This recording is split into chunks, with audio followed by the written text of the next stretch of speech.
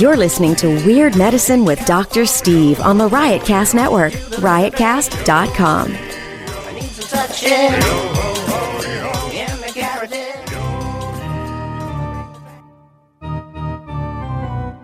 I've got diphtheria crushing my esophagus. I've got Ebola vibes dripping from my nose. I've got the leprosy of the heart valves exacerbating my incredible woes.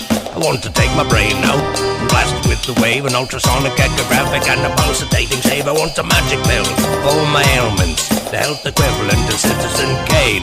And if I don't get it now in the tablet, I think I'm doomed and I'll have to go insane. I want a requiem for my disease, so I'm paging Dr. Steve. Dr. Steve! It's Weird Medicine, the first and still only uncensored medical show in the history of broadcast radio, now a podcast. I'm Dr. Steve with my little pal, Dr. Scott, the traditional Chinese medical practitioner, keeps the alternative medicine wackos at bay. Hello, Dr. Scott. Hey, Dr. Steve. This is a show for people who would never listen to a medical show on the radio or the internet. If you've got a question you're embarrassed to take to a regular medical provider, if you can't find an answer anywhere else, give us a call. 347-766-4323. That's 347. Follow us on Twitter at Weird Medicine or at DrScottWM. If you're so inclined, follow Lady Diagnosis. She's not here today. At Lady Diagnosis. Visit our website at drsteve.com for podcast, medical news, and stuff you can buy. Or go to our merchandise store at cafepress.com/weirdmedicine. Most importantly, we are not your medical providers. Take everything here with a grain of salt. Don't act on anything you hear on this show without talking it over with your doctor, nurse practitioner, physician assistant, pharmacist, chiropractor, acupuncturist, yoga master, physical therapist, clinical laboratory scientist, or whatever. All right, very good. Hey, please don't forget to go to stuff.drsteve.com, stuff.drsteve.com for all your online shopping needs. Just about every product we've ever talked about on this show, I'll stick up there. And if there's something that you don't see that you'd like for us to do a review on or something like that, we just do a real brief review, maybe a paragraph. If that, we'll throw it up there. I've got a new vitamin for peripheral neuropathy, Dr. Scott, that's very exciting. Oh, cool. I haven't put it up there yet, but we could talk about it a little bit. Don't forget tweakedaudio.com. Offer code FLUID for the best earbuds for the price on the market, the best customer service anywhere.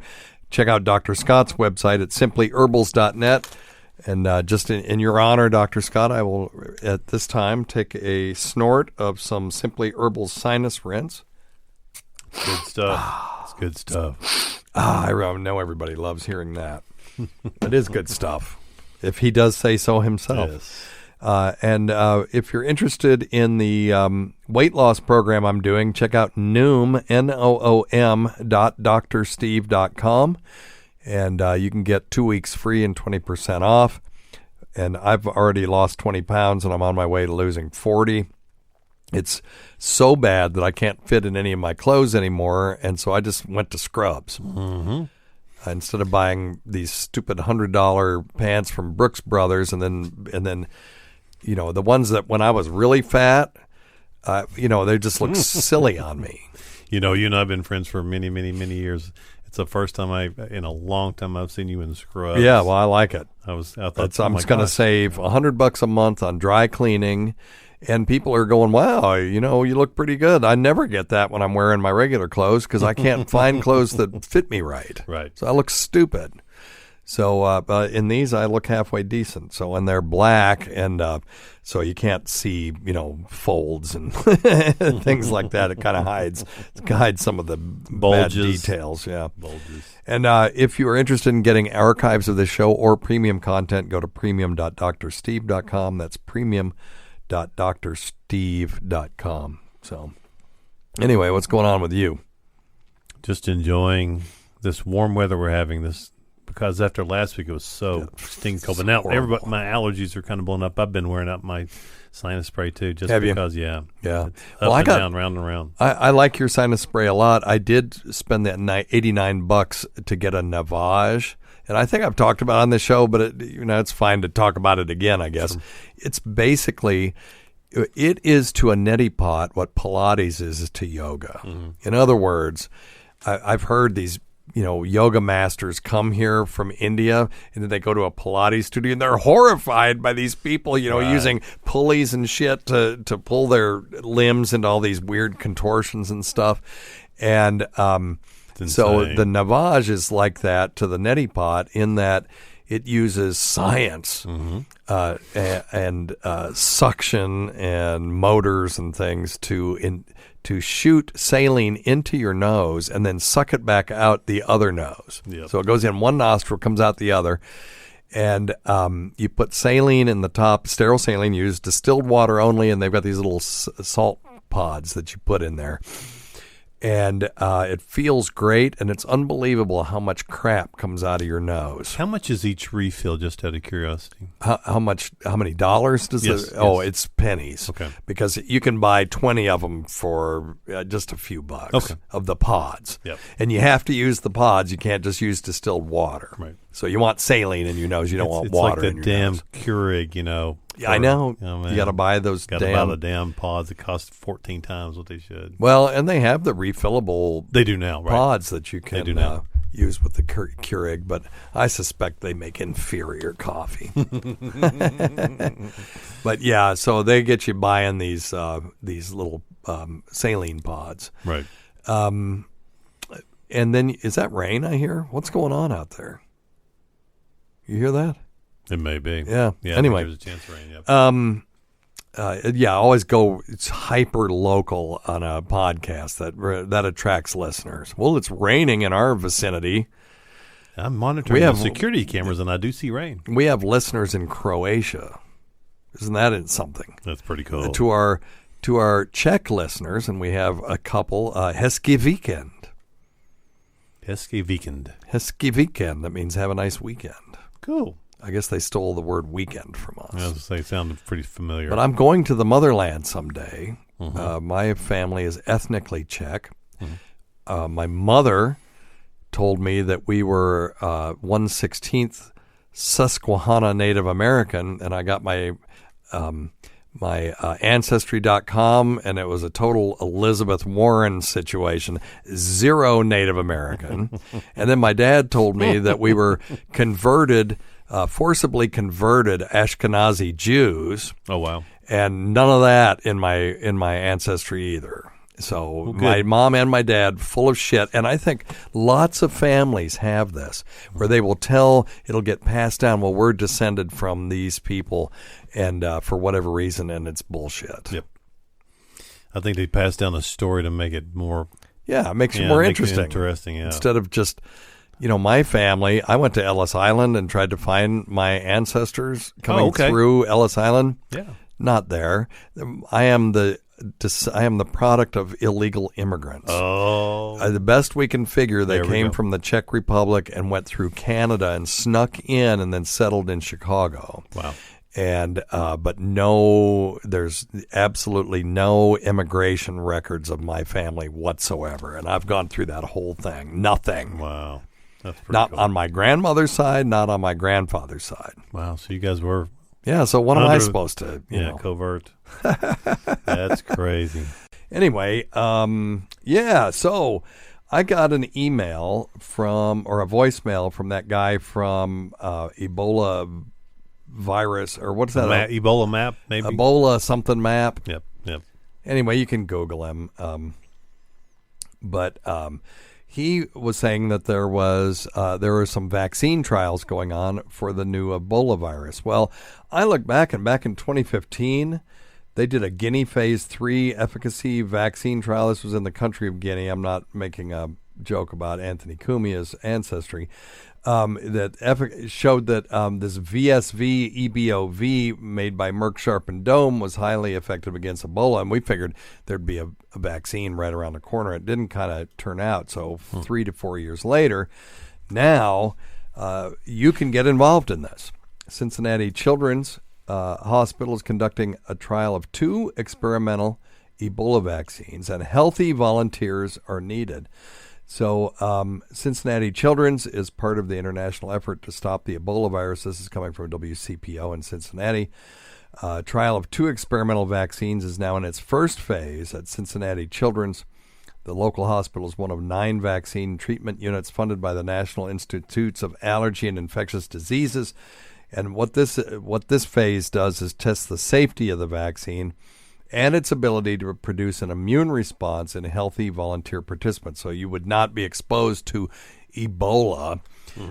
What they're going to do is vaccinate these people and then see if they develop an antibody against the Ebola virus proteins, and show that it's safe. And if we won't know if it's effective until you get out in the field and actually use it on people.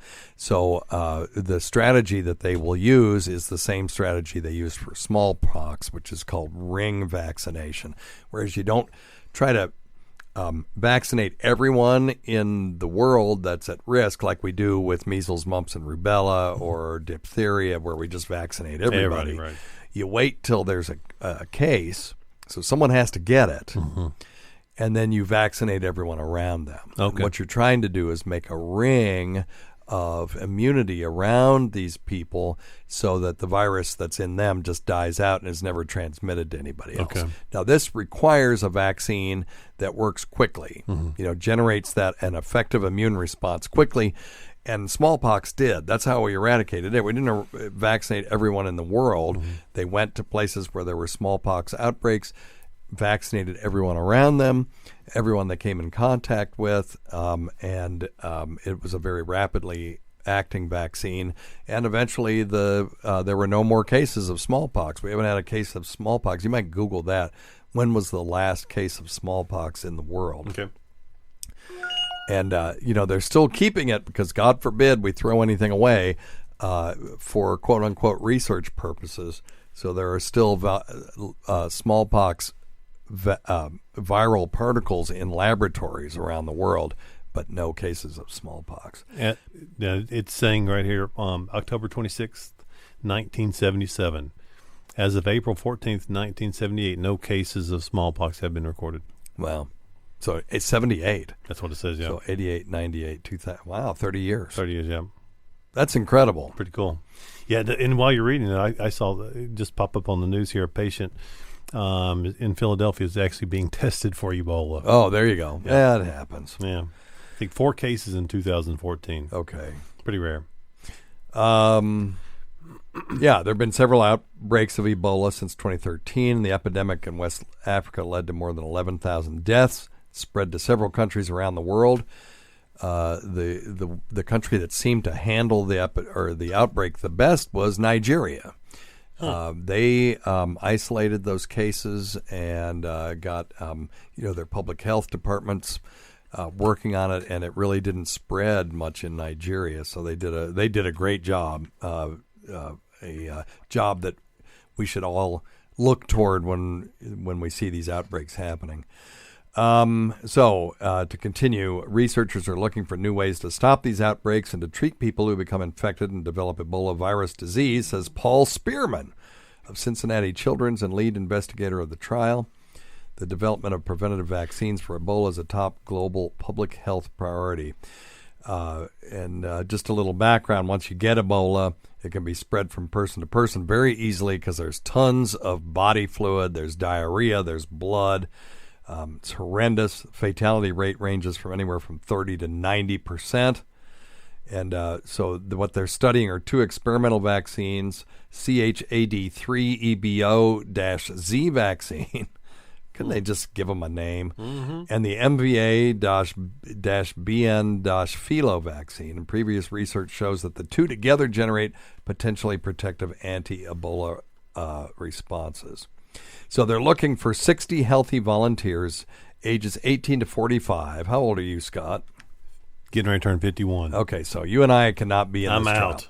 The volunteers will be split into 3 groups, assigned one of 3 combinations of the vaccines, which may include a placebo, which is fine. They'll tell you at the end, so you can't just go running off to some Ebola-infected country and start, coming in contact with people. You'll know if you're in the placebo group. And the volunteers will be needed for 7 months, will be monitored for adverse effects for 6 months after their first vaccination, and then they will do blood work and see if you created antibodies to the Ebola virus. Anyone interested in volunteering for the study should call them at 513-636-7699. That's 513-636-7699. And if you do get involved in that study, call us. We would love to hear from you. Just kind of get a step-by-step what they told you and what was done. Now, there are a bunch of other sites as well, so if you call that number, you should be able to find one that might be closer to you, let's say if you're on the West Coast. All right? Very good. You got anything, Dr. Scott? Not yet. I'm working on. No, I was reading. He does his show prep when he gets here. He's over there enjoying him. So just enjoy yourself. Just relax. Don't worry about it. Just take a Number one thing: don't take advice from some asshole on the radio. All right. Let's see here. Oh, well, speaking of vaccines, let's do this one. Howdy, Dr. Steve. This is Andy in Houston. Hey, Andy. Our baby girl was born in June, and we knew prenatally that she would have Down syndrome and an AV canal heart defect. What we didn't know said in the NICU she developed transient myeloproliferative disorder, which nearly took her life and would require her to receive chemotherapy at 7 weeks old. Oh, my goodness. That means that her bone marrow just went crazy and started producing cells that it shouldn't have produced. So. That, and 83 days after she was born and after chemo, a preliminary heart surgery, a collapsed lung, and other bits of fun along the way, we finally got to bring her home back in September. Fast forward to now, she's 7 months old, and we came back to the hospital last week for her to have her heart defect repaired, full open heart cardiopulmonary bypass surgery. Which is insane that they can do that. You know, it's just amazing. It really is, especially at that age. Oh, yeah. She made it through her surgery beautifully. She's been recovering in the pediatric ICU beautifully, and all has been going well until 3 days ago a doctor came into our room to tell us that another kid in the ICU tested positive for the friggin' measles. Ugh. Gee, I wonder how that happened. I saw that coming. I saw it coming. And at 7 months old, she's too young to have received a measles vaccine yet. So right now, as we speak, we've been sequestered to a tiny, cramped isolation room for the remainder of her stay at the hospital. She had to receive the IVIG that a kid with confirmed measles would get. And we have to wear masks 24/7 so our 7-month-old baby girl can't see mommy or daddy's face while she recovers from open heart surgery. She has to stay isolated from the public and visitors for 3 weeks. And on top of the stress we've already endured through chemo, heart surgeries, etc., she's having to be treated like typhoid Mary up here as we have to stress over whether she's caught the measles or not. So my question to you is, could you please add vaccinate your damn kids to the sign-off at the end of your show? Thank you for doing what you do. Yeah, maybe so. Yep. Can you, come on. Yep. Get your vaccines. We saw Dr. that. Scott is a traditional Chinese medical specialist. Mm-hmm. Some would call him an alternative medicine provider. Mm-hmm. Even he, and I shouldn't even say even he, but he agrees that we need to vaccinate our kids. Absolutely. Yeah. Of course, he doesn't have any kids, so it's easy for him to say. But I would. Yeah. I would. You know, I mean, it freaked me out, too. I'm like, well, hell, what if 1 in a million those people are right? Mm-hmm. But I did it anyway, and because intellectually I knew that it was the right thing. And look, these things are not without risk. There's no question about that. There is some risk to everything. There's risk to walking across the street. Hell, we could get hit by a meteor sitting here talking about it. The risk is not zero. Right. But not vaccinating your kids because you're worried about an adverse event is like, and this is very analogous, not wearing your seatbelt because you're afraid of getting trapped in your car in a car wreck. So that can happen. 1 in a million, it's estimated, people who get in a car wreck will die because they weren't wearing their seatbelt. 1 in 2 will die because they didn't wear their seatbelt. Yep. And I'm talking about in a major Automobile, wreck where right. somebody could be thrown from the vehicle. Well, hell, even in minor wrecks without a seatbelt, you're at a huge risk of dying. Where, minor wrecks with your seatbelt on, there's not certainly much. Joke. Yeah. But, Dr. Steve, we were talking about this case the other day in our office, because that's where I went to medical schools in Houston, and seeing, 5 cases of measles pop up down there really is disturbing. Yeah. Because it can be prevented and should be prevented. So, of course. Let's see here. Among drivers and front seat passengers, seatbelts reduce the risk by 45% and cut the risk of serious injury by 50%. That's where I was getting that 1 and 2. Seatbelts prevent drivers and passengers from being ejected during a crash. People not wearing a seatbelt are 30 times more likely to be ejected from a vehicle during a crash. So come on. Usually that a person being a projectile is bad. Yeah, we're not designed to be projectiles. No. We're meat. Yes, if you we're jump meat and we tear and break easily. from a 10-foot building, you're likely to die or hey, it doesn't take much. it really doesn't take that much. No. Mammals are really wimpy. Mm-hmm. Dang it. Yeah, I've got a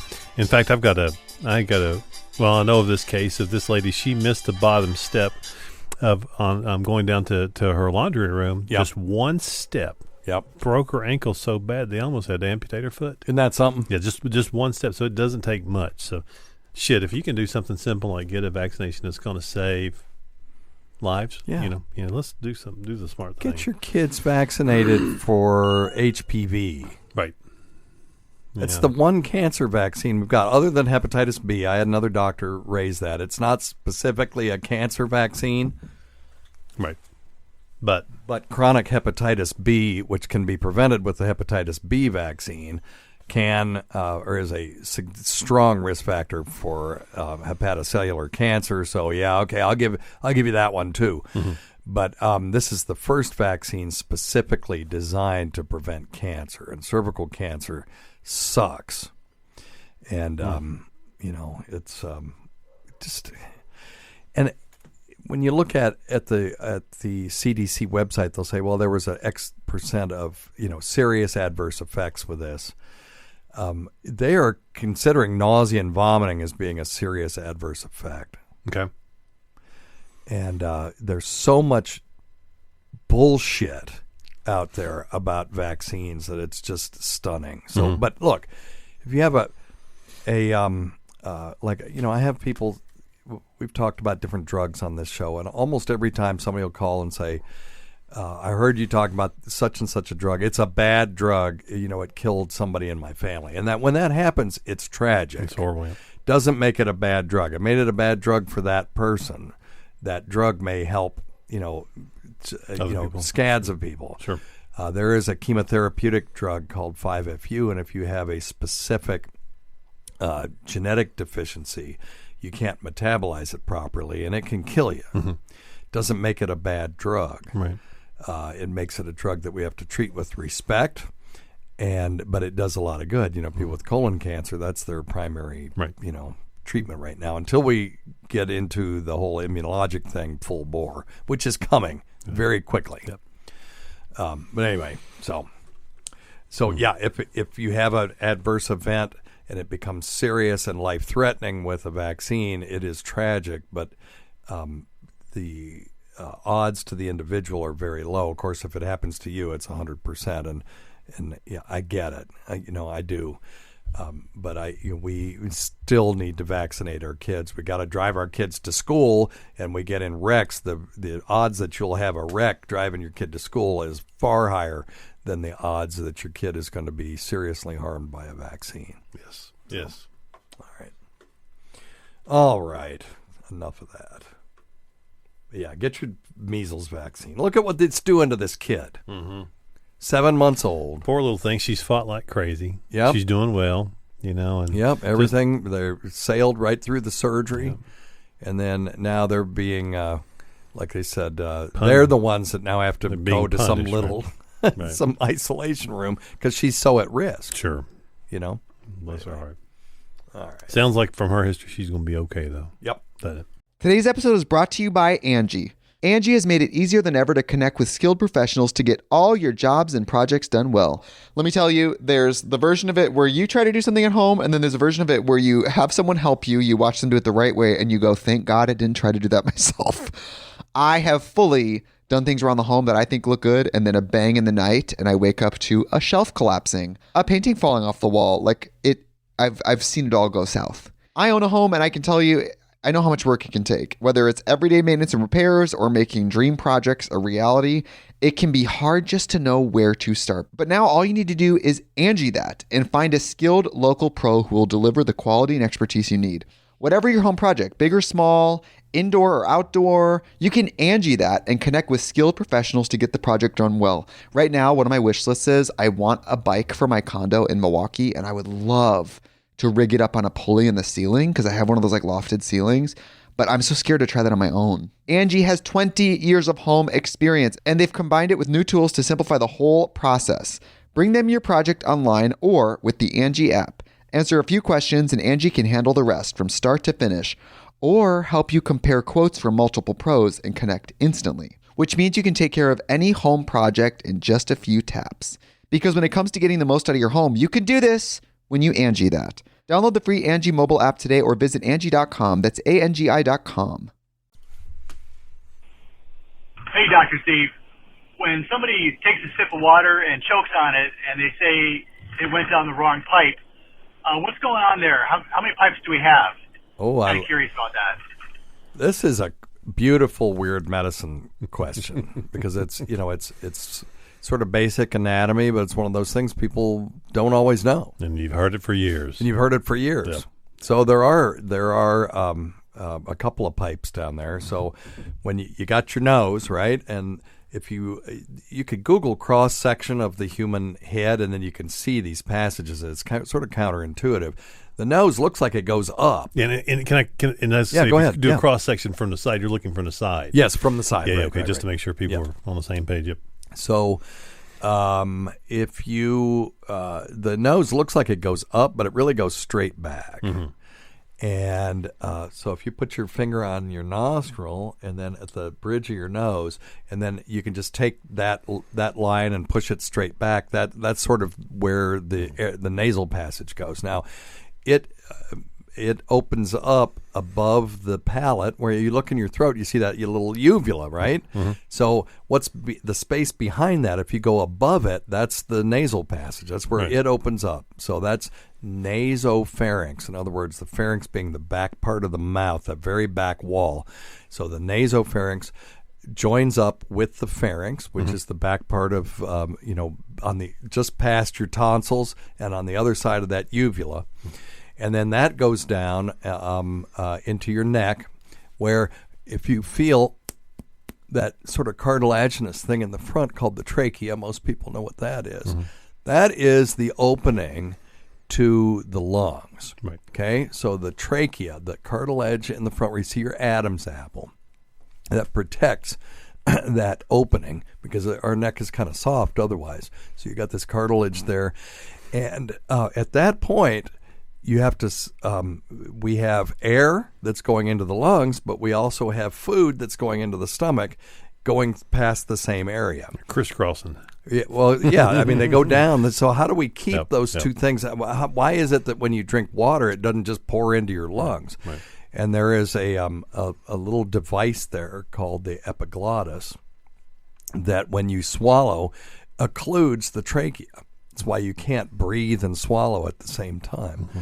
And it occludes the trachea, just kind of puts a little cap over it. Just like, what would be a good example? Something that's got a almost flap. almost like a teapot. Like a teapot. Yeah, because when the steam comes out, Give yourself a bill. Like the little lid on a teapot. Because it's a little hinge thing and it kind of flips up and down. Yeah, let's just say that you had two teapots next to each other. One was wide open, the other one had the lid on it, and you wanted one to go in the open one. You would close the lid to the teapot. You didn't want it to go in, and then the water would go in the other one. So when something goes down the wrong pipe, what's really happening is you're aspirating. That's a medical term for stuff that's supposed to go down your esophagus going into your trachea. And into towards your lungs. And ending up in your lungs. So now this can happen lots of different ways. You're laughing and eating at the same time, or you're inhaling something. I'll see this a lot, where people will, I know, like you're flipping an edamame into your mouth. Mm-hmm. But instead of going into your mouth, it actually you're breathing, mm-hmm. and it goes past your tongue and down into your lungs. Mm-hmm. Now, what's your lungs' response to that? It's going to cough it out. It wants to get it out of there, so you start coughing, and you get this sort of constriction of the muscles around the trachea and constriction of the trachea itself, and you might even wheeze a little bit, and you're trying to get this thing out of there. Now, there are people who chronically aspirate, and that's because there's a lot of muscles that need to work in concert for this to work properly. Mm-hmm. And particularly when you get old and if you've got some dementia, they stop working so well, and those people will chronically aspirate. Some stroke patients. Yeah, and of course, yes, yeah. Sure. Yeah, brain stroke patients people like that. Yeah. And they chronically aspirate, so if you feed them, and if you give somebody a drink or you give them something to eat and they immediately start choking, they're probably aspirating. And that is a risk for, demise in the next 6 to 12 months when that starts happening. Now, you can do a feeding tube in those folks, but the feeding tube doesn't stop the aspiration. Right. It just facilitates nutrition. So if they're chronically aspirating, in other words, that epiglottis is not closing all the way, then you will also aspirate saliva. Now, if I had the choice between aspirating saliva or aspirating a chunk of well-done steak, the well-done steak will make you cough, but the saliva will cause pneumonia. It's because mouth bacteria are just all in saliva, and you're just constantly putting bacteria in your lungs, and eventually you'll get a aspiration pneumonia, we'll call it, and those can be hard to get rid of. You get rid of it, and they continue to aspirate. It just comes right back. It's usually a sign of poor overall prognosis.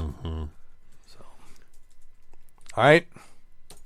Why were we talking about aspiration? So we're talking about when you drink water and it goes down the wrong hole. Oh yeah, that's right. Yeah, so it went down the wrong pipe, and that's literally true. Yeah, you've got two pipes, esophagus and trachea, and it went down the trachea instead of going down the esophagus. Right on. There you go. Good question, dude. Yeah. Now we'll have people that'll aspirate because they have reflux. They'll aspirate in the middle of the night. True.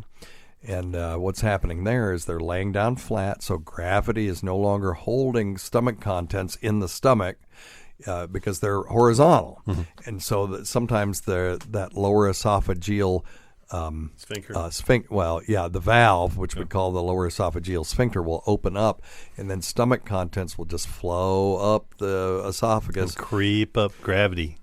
And then they can aspirate those as well. So you can imagine aspirating acid from your stomach is no fun. Not good. All right. Okay. So what was I going to? Good question. That was an excellent question. All right. Dr. Steve. Yes, sir. Been thinking about your question of how to measure my big meaty erection. Delightful. And I was out in the garage the other day, and I looked over and I had my whole... Please say you didn't use your circular saw. Whole saw kit. And I said, you know what? I bet I can make me a template. So I took me a piece of 2x, and I drilled a hole for every hole saw that I had. And then I'm like, I just kept on going up until I fit the right one. Oh, my God. And that's how I figured out how big my big old meaty penis was. Thanks, and have a good day. Well, there you go. The reason we were talking about this was years ago. That call was actually from 3 years ago, and I'm trying to get through some of the backlog. We were remarking how crazy it is that circumference is hard for humans to judge. We can judge length, and apparently when our brains were developing, deciding length was a survival instinct. In other words, if you can accurately judge length, you know where to shoot your arrow or throw your spear or throw your rock if you go back far enough. Sure. How far away is that saber-toothed tiger? Do I have enough room to get into the tree before it gets me? That kind of stuff. If I'm missing. But measuring circumference, almost impossible. So we were asked people, what do you think the circumference of your penis is? And they'd say, like 1.5 inches or 2 inches or something like that. And it's way more than that. So here's the thing. If the diameter of your erect penis is, that's 1 inch, so 2 inches, then what is the circumference of your erect penis? 5 inches. Well, that's pretty close. Okay, it's, you just made that up, but there's actually a formula for that. It's pi times the diameter. Okay, is the circumference. Okay, right. So pi r squared would be the area, surface area. We don't care about that because you'd have to, cut your dick in two and then look at that and then go, oh, well, the surface area of that cut part. I don't want to do that, but we're interested in the circumference. So it's pi times the diameter. So. Well, let's just ask Alexa. We could estimate it, but I want to know exactly. Alexa, what's pi times 2? This might answer your question. Pi times 2 is 6.283185300718. I was only an inch off. Did that answer your question? Yes, it did. Thank you very much. I don't have you her bet. effects on. Well, wait, why? Let's try that again. Alexa, what's the first 15 digits of pi? The first 15 decimal digits there we of pi go. are 3.141592653589793 Okay, Alexa, stop. and 3. And I got to remember to change her name because we're driving people crazy. Oh, yes. And by the way, if you want to listen to us on her, you can say her name and then say play Weird Medicine Podcast. Because we had some people having difficulty. We are on Spotify and Pandora now. Yeah, Pandora as well. Yeah, yeah. It drives me fucking crazy when I'm watching television and they someone say says her name and she perks up, and I'm like, just go back to sleep. I don't know the answer to that. Yeah, go back to sleep. No shit. I was always thinking with all that distributed processing with these units like this, that they would just wake up one day, and then I realized there's no way. She's just as dumb as a brick. There's things that she knows, facts and stuff, but so I will ask her, well, here, watch it. So I have a list that's called TV shows because I forget what shows I'm watching. We watch so many things on Netflix and stuff like that, and I'll tell her to put stuff on the TV shows list, and she gets confused, even though I do it all the time. Right. So Alexa, add Patriot to my TV shows list. I've added Patriot to my TV shows to your shopping list. See? And then so she puts it on my shopping list. That's not what you need. No. And then if I'm not going to do it again because I don't want to piss everybody off saying her name. But if I tell her to do it, to just put it to TV shows, I thought maybe that was it, to stop saying list. Then she says you already have it on your shopping list. Yeah. That's weird. So that's a sign of stupidity. Yeah, they got to work on those. Well, I don't bugs. care about that. I'm just not worried about her awakening and becoming an AI that's going to set off all the nuclear weapons in an attempt to cleanse the earth of carbon life. Not going to happen anytime soon. Not worried about it. Nope. All right.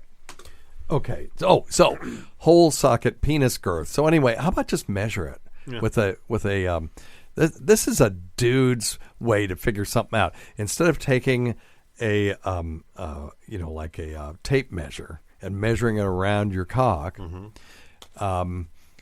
you're drilling holes in a 2x2 and then sticking your dick in it. There's nothing until you find one that fits. Yeah, there's nothing like getting a splinter in your pecker from sticking it into a damn hole. Oh my god, that's great. Well, it's not even that. It's just, well, what can I use my power tools for today? That don't look big enough. Yeah, all right, that's great.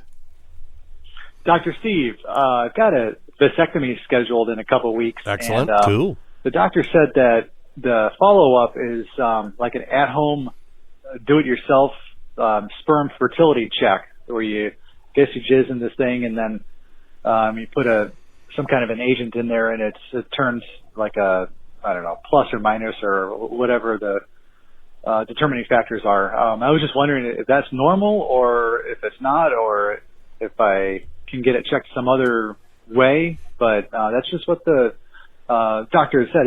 He's done several thousand vasectomies over his 20-year career, so I was just wondering if that's normal. Okay, so when I had mine, they made me jizz in a cup. I had to do it at work, which was weird. And then later I found out I was in the bathroom where the lock on the door doesn't work. You think it's locked and it's not, and thank God nobody just came barging in while I'm jerking off. Well, it's for a sperm test. It's like, sure. It's for science. Yeah, it's for science. So yeah, I had to jerk off at work and then bring it because I wanted it as fresh as I could get it. And I'm sure it's the first time you'd ever done that too, right at work. Yeah, no, it absolutely was. And but it was. Mine was okay. So what they're looking for is no sperms, no motile sperm cells, and no cells at all. Right. And so what this since then, what this home sperm test is a test that measures a single protein that is only found in sperm. And I tried to find the protein. I think it's proprietary because I couldn't get any of these manufacturers to tell me what specific protein they're testing for. I didn't look very hard either. So if you know what it is, call in and let me know. But so what they can do is determine whether your sperm concentration is below 20 million sperm per milliliter. And what they sell these for usually is people to determine whether, if they're having trouble getting pregnant, the dude will jack off in this cup and do this test. And if it's low, then they need to go get themselves checked out. Mm-hmm. And if it's normal, then the woman may have to get herself checked out. Mm-hmm. Now, that's not all there is to it. That's not all there is to fertility, which is why these things really aren't very useful for fertility, because you could have lots of sperm, but they could all be non-motile. What if you're genetically that you don't make tails on your sperm, so you could detect the protein, but they have to look under the microscope and see if they're swimming around. So it's not really very useful for fertility, but it does look like it's pretty useful for determining whether your vasectomy worked, as long as it will give you a number of 0 and be accurate. So you got to ask, what's the sensitivity and specificity of this test? If there's any wiggle room in that, I'm not sure I'd rely on it. I would want to get a technologist to look under the microscope and make sure that there's no cells there, because this is indirect. You're measuring these proteins, and there's usually some lab error in these immunologic tests like this. So it may say, well, it's low. Does that mean 0? Mm-hmm. Or does it mean low? Because if it's low, I can still get somebody pregnant. Right. So I would want to know what test they're doing. If it's the one like you buy at Amazon or something, like at Amazon, at stuff.drsteve.com or somewhere like that, I don't know. Then I would want to know how accurate it is to determining whether your sperm count is 0. Now, the urologist may have one that they use that's more expensive and more detailed and more specific. And you want one to be extremely specific, or, you want it to be able to tell you with 100% accuracy that you have a 0 sperm count. Right. And absolutely. I'm not seeing that in the tests that I'm seeing, but I may not be looking at the ones that the urologists are prescribing. So if you have any specialized knowledge on that, feel free to give us a call. All right. Hey, Dr. Steve, it's Sarah from Tweeter.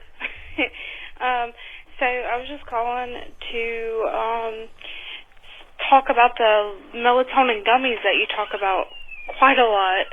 First of all, I think it's hilarious when you talk about, I want to take my vitamin in a delicious gummy. Oh, it drives me crazy. It's the marketing that adults need to be marketed to, that they wouldn't have somehow the ability or the desire to take a vitamin that they think is good for them unless it tasted like candies, fresh little candies. Oh, it just makes me physically ill. Melatonin gummies are awesome. Yes. But I'm talking about the marketing. I'm not talking about why they're great, and we'll talk about that in just a second.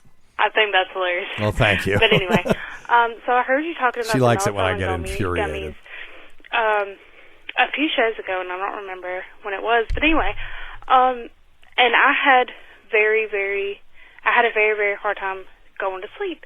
So I had tried 300 micrograms of the melatonin pills, and I would wake up. I think she must mean milligrams, because with 300 micrograms. Now there are some investigators out there that think that melatonin should be dosed at a much lower dose than we buy over the counter, but they're in a minority, but they have some evidence to back them up. But anyway, I take them at like 9:30, and then wake up at 6 a.m. And by the way, 300 milligrams is a huge amount of melatonin. Be dragging ass out of bed. Mm-hmm. So, fast forward, and that was in high school. So now, I'm out of high school, of course, and I tried the gummies. Okay, let me throw this out there. They do make 300 microgram gummies.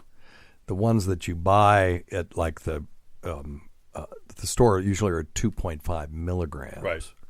So that would be, let's see, Alexa, what's 2.5 divided by 0.3? 2.5 divided by 0.3 rounds to 8.333. So that's the same as taking 8 of those 300 microgram ones. So she thought she was taking a lot. Mm-hmm. I got to be honest with you, I didn't realize that they sold it in 300 milligram amount. So that was, she was taking a very low dose back then. 300 micrograms. What did I say? Milligram? Yeah, 300 micrograms. No, I didn't. Yeah. So she would have to take 8 of those to get a 2.5 melatonin gummy, which may be the reason. So, but I can take a 5 milligram gummy. That's the same as 16 of the other things she was taking. At 10 o'clock, and by like 7, take it at 10 p.m. by 7 a.m. I'm very well rested. I'm awake and I'm ready to tackle on the day. And those gummies have been like the biggest lifesaver of my life. I swear by them. Like, I cannot go to sleep if I don't take my melatonin gummies. And they're really good. So, yes, they're just wanted to very say tasty. Thanks for talking about gummies. And I was the one that called about the nipple piercings. So next time you're live, you shoot me a message. I can call in. Anyway. Give yourself a bill. And y'all have a good day. Oops, I hit the wrong button. Thank you. Trying to hit this one. Oh, yeah. So, anyway. So, here, let's just talk about melatonin for a little bit. Yes. Do you guys use it in... Absolutely. You do? Okay. Absolutely. So, did the traditional Chinese providers from 1,000 years ago have some sort of melatonin Dongqua, something like that subsequently we found out had melatonin in it? Is there anything like that you've come across? Not that I've come across specifically, but we've used melatonin for as long as I can remember for sleep. Yeah. And it works. And it's funny. I had a patient similar to that the other day that they were taking melatonin in the capsular form. Yeah. Taking it at midnight. He was taking 3 10 milligram. Oh, that's what I said. That's too much. That's way too much. I said, number one, that's way too much. Number two, you're taking it at the wrong time because a lot of those capsules take 2 to 3 hours to kick in. That's why you feel like crap in the morning. Yeah. So just exactly what she said is exactly what I do. The 5 milligram, to be clear, those 5 milligram gummy bears, which is what you'll see on most of the stores. In the I see 2.5s. 2.5s to 5s, yep. And that's the normal dosage, and seems to be a pretty good. If you have to take more than that, there's something else going on. Yeah. And like I said, there are people that really think that less is more when it comes to melatonin. Let's just talk a little bit about melatonin. Your body produces melatonin naturally from the pineal gland, and it doesn't make you sleep, but in the evening, melatonin starts to rise, and it gives you that feeling of quiet peacefulness, and we screw it up with our iPads and stuff. Gadgets. And blue light from TV or cell phones or iPads can interfere with the production of this melatonin. So I'm going to encourage all of you right now to go and set your blue light. All of these things now have a blue light setting on them, or a nighttime setting. Max that out. And what that does is it turns off all the blue, and it gives your screen kind of a sepia tone appearance. But I found that makes a huge difference for my ability to sleep at night. Matter of fact, when I get in bed now and I get my iPad or whatever and start reading an article, and I've got that blue light turned off, I just fall asleep. I can't read anything anymore, and I'm not taking melatonin anymore or anything. Oh wow! So I still take it every night. I love it. Yeah, it's changed my life too. I'm with her. Yeah, let's talk a little bit about sleep hygiene too. So some people will stay up real late on the weekends and then have trouble getting up in the morning on weekdays when they have to go to work. Yeah, and I know it sounds like it's no fun, but you really have got to start trying to sleep at the same time every night, even if it's within an hour. Yes. But if you're like my kids, they'll go to bed at midnight and get up at 6 on a weekday. Even it doesn't matter how much I fuss at them, but then on the weekend they'll stay up till 3 or 4, and then and then it's like, and then they'll get up at 11, and I'm in their room, going, look, you got to get up 5 hours earlier tomorrow, and you're going to be miserable, So sleep hygiene is a big deal. If you have, let's say a a cable box that's got a blue light, cover that up. You don't need to see those dumb numbers on there. Just cover it up. And any other sort of chargers that are giving off lights, cover those up with masking tape or something like that. You want to sleep in as dark a room as you can get it. If you're sleeping, here's another thing. Don't work in bed. I see kids doing homework in bed. Don't do that. Bed for an adult should be for sleeping and having intercourse, and that's it. If you do anything else in there, because if you're working, you're trying to fight to stay awake. What you want to condition your body to do is when it's in bed, go to sleep. Right. So if you're fighting to stay awake while you're in bed, then you're going to condition your body that being in bed means being awake. So use the least amount of melatonin that you can possibly get. If you're going to do it for jet lag, take it 2 hours before your bedtime at the destination, and do that a couple hours before the trip. So, like if you're going to Vegas, let's say if you're coming back from Vegas, right, and you're doing the red eye, what you want to do if your bedtime is midnight your time, figure out when that is. So if you're on the East Coast, that would be 9. So you would take the melatonin at 7 on the red eye, and then you're going to hope to fall asleep around midnight your time. So when you get back to the East Coast, when you wake up, you can stay up all day, and then you can go to bed at a normal time. And that will really, I've been very successful at avoiding jet lag altogether by doing that. Don't use melatonin if you're pregnant. Don't use it if you're breastfeeding. If you have an autoimmune disorder, a seizure disorder, or depression, always talk to your healthcare provider about these things, and only use it as long as you can. Dr. Scott takes it every day. But that's just me. I stopped taking it after a couple of months, and my sleep cycle is back to normal again. So you might want to see if you can do without it. I've always been nervous about taking a hormone for a gland that we don't understand very well. And the pineal gland is one of those, we don't understand it very well. Yes, no, I agree. I'm not telling people to do it because I do it. Yeah. Do as I say, not as Scott does. Exactly. All right. Okie-doke. All right. Home sperm count. We did that. Oh, you know what? Let's take the rest of the time to talk about fibromyalgia. Okay. Sure. Because I've got a little bit of news on that. It's a fibromyalgia. There are a lot of people that don't believe it exists. Well, what you may not believe that the person that that's complaining of fibromyalgia has fibromyalgia, but it affects millions of people in the United States.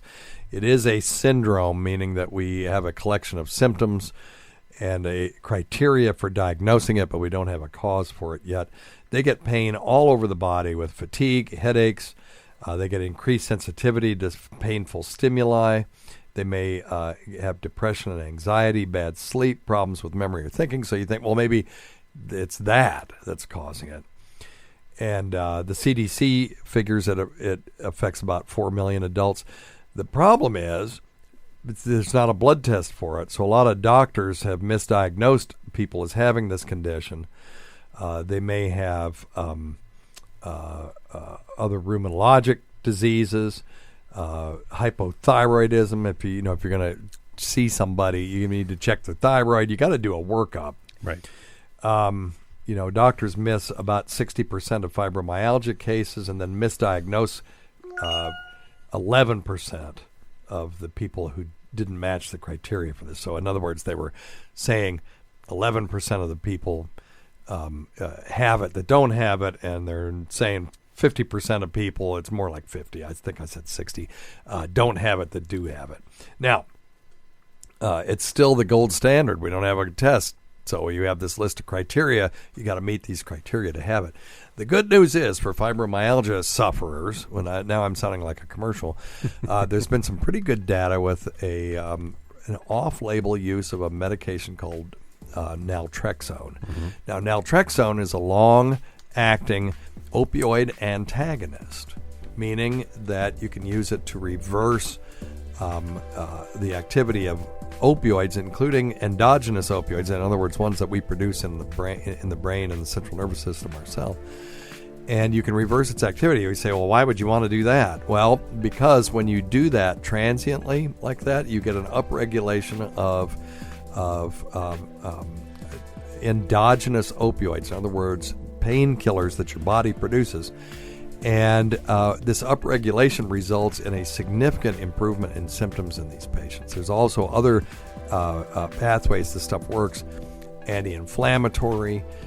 There's where the research is still going on. It's dirt cheap. It has to be gotten at a compounding pharmacy so far. It's 4.5 milligrams a day. But you got to catch these folks before they get on narcotics for this stuff, because once they get on opioid pain relievers for fibromyalgia, this won't work. Terrible idea. And that won't work either. Those folks are still miserable, and they'll still tell you they don't feel good, and the opioids are not really helping them. So anyway, can I add 2 cents into that? Yeah, you see the clock. Yeah, no, I'll add it 2 cents tomorrow. Next week. Really? Next week. Yeah. Well, just real quick. Other things. Vitamin D and increasing sleep have been shown to help fibromyalgia sufferers. Yep. And probably acupuncture too. Yeah. Never hurts. That just makes you feel good all over. There you go. Okay, very good. Many thanks. Always go to Dr. Scott. We can't forget Rob Sprance, Bob Kelly, Greg Hughes, Anthony Cumia, Jim Norton, Travis Teff, Lewis Johnson, Paul Ovcharsky, Eric Nagel, Roland Campos, Sam Roberts, Pat Duffy, Dennis Falcone, Safonda Cox, that's still in there. Ron, I remember. And then Lady Diagnosis goes, is that that's somebody's name? Ron Bennington and Fizz Watley, whose early support of this show has never gone unappreciated. Listen to our SiriusXM show on the Faction Talk channel, SiriusXM channel 103, Saturdays at 8 p.m. Eastern, Sunday at 5 p.m. Eastern on demand, and other times at Jim McClure's pleasure. Many thanks to our listeners whose voicemails and topic ideas make this job very easy. Go to our website at drsteve.com for schedules and podcasts and other crap. Until next time, check your stupid nuts for lumps, quit smoking, get off your asses, and get some exercise. We'll see you in 1 week for the next edition of Weird Medicine.